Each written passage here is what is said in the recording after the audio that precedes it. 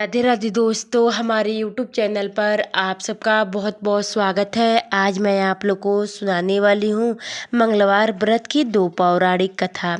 मंगलवार के दिन व्रत करके अंत में भोजन बनाकर हनुमान जी का भोग लगाने के बाद स्वयं भोजन करती हैं। एक बार मंगलवार के दिन ब्राह्मणी गृह कार्य की अधिकता के कारण हनुमान जी को भोग लगा ना सकी, तो इस पर उसने बहुत दुखी हुई। उसने कुछ ही नहीं खाया और ना पिया और अपने मन में प्रण किया कि अब तो अगले मंगलवार को ही हनुमान जी का भोग लगाकर अन्न जल ग्रहण करेंगी।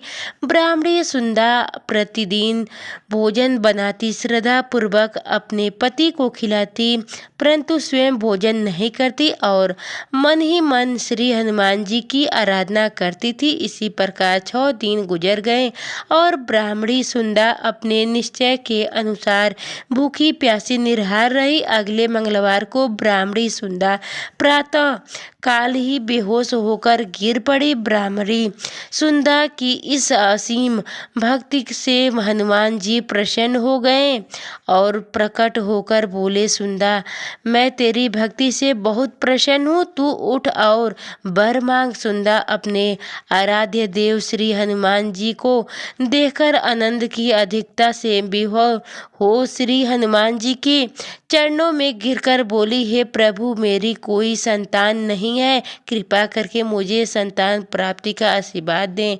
आपकी असीम कृपा रहेगी। श्री महावीर जी बोले, तेरी इच्छा पूर्ण होगी। तेरे एक कन्या पैदा होगी, उसे अष्टांग प्रतिदिन सोना दिया करेंगे। इस प्रकार कहकर श्री महावीर जी अंतर्धान हो गए। ब्राह्मणी सुंदा बहुत हर्षित हुई और सभी समाचार अपने पति से कहा। ब्राह्मण देवता कन्या का वरदान सुनकर कुछ दुखी हुए, परंतु सोना मिलने की बात सुनी तो बहुत प्रसन्न हुए। विचार किया कि ऐसी कन्या के साथ मेरी निर्धरता भी समाप्त हो जाएगी। श्री हनुमान जी की कृपा से वह ब्राह्मणी गर्भवती हुई और 10वें महीने में उसे बहुत ही सुंदर पुत्री प्राप्त हुई। एक बच्ची अपने पिता के घर में ठीक उसी तरह से बढ़ने लगी जिस प्रकार शुक्ल पक्ष का चंद्रमा बढ़ता है।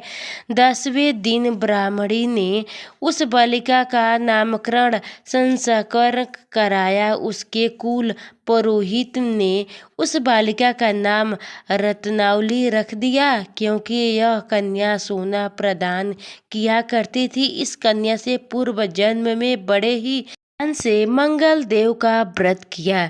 रतावली का अष्टांग बहुत सा सोना देता था। उस सोने से नंद ब्राह्मण बहुत ही धनवान हो गया। अब ब्राह्मणी भी बहुत अभिमान करने लगी थी। समय बीतता रहा। अब रतावली 10 वर्ष की हो चुकी थी। एक दिन जब नंद ब्राह्मण प्रसन्न चिंता था, तब सुनंदा ने अपने पति से कहा, मेरी पुत्री रतावली विवाह के योग हो गई है, अतः आप कोई सुंदर तथा योग वर देखकर इसका विवाह कर दें। यह सुनकर ब्राह्मण बोला, अभी तो रतावली बहुत छोटी है। तब ब्राह्मणी बोली, शास्त्र की आज्ञा है कि कन्या 8 वर्ष के गौरी, 9 वर्ष के राहिणी, 10वें वर्ष के कन्या, इसके पश्चात राजस्वाल हो जाती हैं। गौरी के दान से पाताल लोक की प्राप्ति होती है। कन्या के दान से इंद्रलोक में सुखों की प्राप्ति होती है। अगर हे पति देव राजस्वाल का दान किया जाता है तो घोर नरक की प्राप्ति हो सकती है। इस पर ब्राह्मण बोला, अभी तो रतावली मात्र 10 वर्ष की ही है और मैंने तो 16-16 साल की कन्याओं के विवाह कराए हैं, अभी जल्द क्यों है। तब ब्राह्मणी सुनंदा बोली, आपको तो लोभ अधिक हो गया है लगता है। शास्त्रों में कहा गया है कि माता पिता और बड़ा भाई राजस्वल को देखते हैं तो वह अवश्य ही नरकगामी होते हैं। तब ब्राह्मण बोला, अच्छी बात है, कल मैं अवश्य ही योग वर की तलाश में अपना दूत भेजूंगा। दूसरे दिन ब्राह्मण ने अपने दूत को बुलाया और आज्ञा दी कि जैसे सुंदर मेरी कन्या है वैसे ही सुंदर वर उसके लिए तलाश करो। दूत उसने एक सुंदर लड़के को देखा। यह बालक एक ब्राह्मण परिवार का बहुत गुणवान पुत्र था। इसका नाम सोम श्रवण था। दूत ने इस सुंदर का गुणवान ब्राह्मण पुत्र के बारे में अपने स्वामी को पुनः वितरण दिया। ब्राह्मण आनंद को सोमेश्वर अच्छा लगा और फिर शुभ मुहूर्त में विधि पूर्वक कन्या दान करके ब्राह्मण ब्राह्मणी संतुष्ट हुए। परंतु ब्राह्मण के मन में लोभ समाया हुआ था। उसने कन्यादान तो कर दिया था पर वह बहुत खिल भी था। उसने विचार किया कि रत्नावली तो अब चली जाएगी और मुझे इससे जो सोना मिलता था वह अब मिलेगा नहीं। मेरे पास जो धन था कुछ तो इसके विवाह में खर्च हो गए और जो शेष बचा है वह भी कुछ दिनों में पश्चात समाप्त हो जाएगा। मैंने तो इसका विवाह करके बहुत ही बड़ी भूल कर दी है। अब कोई ऐसा उपाय हो कि रत्नावली मेरे घर में ही बनी रहे, अपने ससुराल ना जावे। लोभ रूपी राक्षस ब्राह्मण के मस्तिष्क पर छाता जा रहा था। रात भर अपनी सैयार पर बेचैनी से करवटें बदलते बदलते उसने एक बहुत ही क्रूर निर्णय किया। उसने विचार किया कि जब रत्नावली को लेकर उसका पति सोमेश्वर अपने घर के लिए जाएगा तो वह मार्ग में ही छिपकर सोमेश्वर का वध कर देंगे और अपनी लड़की को अपने घर ले आएंगे, जिससे नियमित रूप से उसे सोना भी मिलता रहेगा और समाज का कोई मनुष्य उसे दोषी भी नहीं देगा। प्रातःकाल हुआ तो नंद और सुनंदा ने अपने जमाई तथा लड़की को बुलाकर सारा धन देकर विदा किया। सोमेश्वर अपनी पत्नी रत्नावली को लेकर ससुराल से अपने घर की तरफ चल दिया। नंद महालोभ के वशीभूत हो अपनी मति खो चुका था। पाप पुण्य को उसे विचार ना रहा था। अपने भयानक वाकुर निर्माण को कार्य रूप देने के लिए उसने अपने दूत को मार्ग में अपने जमाई का वध कराने के लिए भेजा दिया ताकि रत्नावली से प्राप्त होने वाला सोना उसे हमेशा मिलता रहे और वो कभी निर्धन ना हो। ब्राह्मण के दूत अपने स्वामी की आज्ञा का पालन करते हुए उसके जमाई सोमेश्वर का मार्ग में ही वध कर दिया। समाचार प्रातः कर ब्राह्मण नंद मार्ग में पहुंचा और रुदन करती अपनी पुत्री रत्नावली से बोले, हे पुत्री, मार्ग में लुटेरों ने तेरे पति का वध कर दिया है। भगवान की इच्छा के आगे किसी का कोई वश नहीं चलता। अब तू घर चल, वहां पर ही रहकर शेष जीवन व्यतीत करना।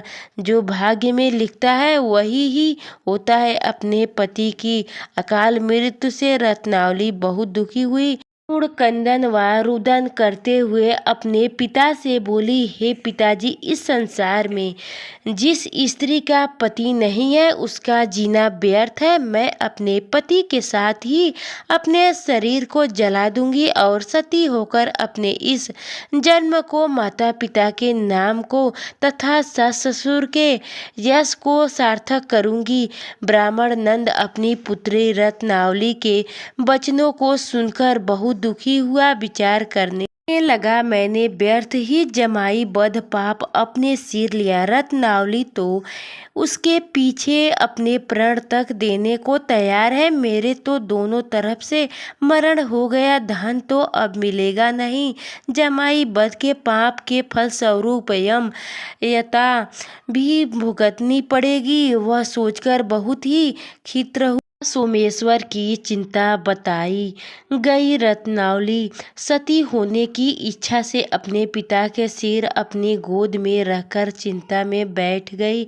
जैसे ही सोमेश्वर की चिता को अग्नि लगाई गई, वैसे ही प्रसन्न होकर मंगल देव वहां प्रकट हुए और बोले, हे रत्नावली, मैं तेरे पति भक्ति से बहुत प्रसन्न हूँ, तू वर मांग। रत्नावली ने अपने पति का जीवन दान मांगा। तब मंगल देव बोले, रत्नावली, तेरा पति अजर अमर हो, यह महाविद्वान भी होगा और इसके अतिरिक्त तेरी जो इच्छा हो वर मांग। तब रत्नावली बोली, हे ग्रहों के स्वामी, यदि आप मुझ पर प्रसन्न हैं तो मुझे यह वरदान दीजिए कि जो भी मनुष्य मंगलवार के दिन प्रातः काल लाल पुष्प लाल चंदन से पूजा करके आपका स्मरण करके उसको रोग व्याधिनी न हो, स्वजनों का कभी वियोग न हो, सर्प अग्नि तथा शत्रुओं का भय न हो, जो स्त्री मंगलवार का व्रत करके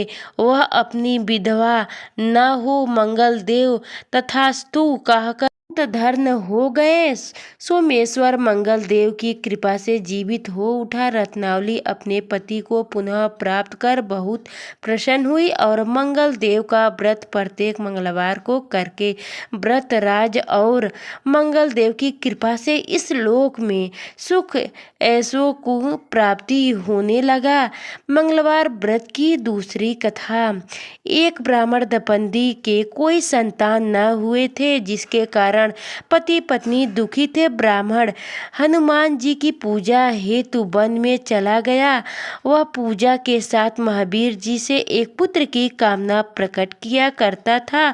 घर पर उसकी पत्नी मंगलवार का व्रत पुत्र की प्राप्ति के लिए किया करती थी। मंगल के दिन व्रत के अंत में भोजन बनाकर हनुमान जी को भोग लगाने के बाद ही स्वयं भोजन ग्रहण करती थी। एक बार कोई व्रत न आया, जिसके कारण ब्राह्मणी भोजन न बना सकी। तब हनुमान जी का भोग भी नहीं लगाया। वह अपने मन में ऐसा प्रण करके सो गई कि अब अगले मंगलवार को हनुमान जी को भोग लगाकर अन्न ग्रहण करेगी। वह भूखी प्यासी 6 दिन पड़ी रही। मंगलवार के दिन तो उसे मूर्छ आ गई। तब हनुमान जी उसकी लगन और निष्ठा को देखकर पति अति प्रसन्न हुए। उन्होंने उसे दर्शन दिया और कहा, मैंने तुमसे अति प्रसन्न हूँ, मैं तुमको एक सुंदर बालक देता हूँ जो तेरी बहुत सेवा करेगा। हनुमान जी को मंगलवार को बाल रूप में उसको दर्शन देकर अंतर्धान हो गए। सुंदर बालक पाकर ब्राह्मणी अति प्रसन्न हुई। ब्राह्मणी ने बालक का नाम मंगल रख दिया। कुछ समय पश्चात ब्राह्मण वन में से लौटकर आया। प्रसन्न चिंत सुंदर बालक घर में क्रीड़ा करते देखकर वह ब्राह्मण अपनी पत्नी से बोला, यह बालक कौन है? पत्नी ने कहा, मंगलवार के व्रत से प्रसन्न होकर हनुमान जी ने दर्शन दे मुझे बालक दिया है। पत्नी की बात से भरी जान उसने सोचा, यह कुलट व्यभिचारिणी अपनी कलुष्ट छुपाने के लिए बता नहीं रही है। एक दिन उसका पति कुएं पर पानी भरने चला तो पत्नी ने कहा कि मंगल को भी साथ ले जाओ। वह मंगल को साथ ले चला और उसको कुएं में डालकर वापस पानी भरकर घर आया तो पत्नी पूछी कि मंगल कहाँ है? तभी मंगल मुस्कुराता हुआ घर आ गया। उसको देखकर ब्राह्मण आश्चर्यचकित हुआ। रात्रि में उसको स्वप्न में हनुमान जी ने, यह बालक मैंने दिया है, तुम अपनी पत्नी कुलट क्यों कहते हो? यह जानकर हर्ष हुआ। फिर पति पत्नी मंगल का व्रत रख अपनी जीवन आनंद पूर्वक व्यतीत करने लगे। जो मनुष्य मंगलवार व्रत कथा को पढ़ता या सुनता है और नियम से व्रत रखता है, उसके हनुमान जी की कृपा से सब कष्ट दूर होकर सर्व सुख प्राप्त होते हैं।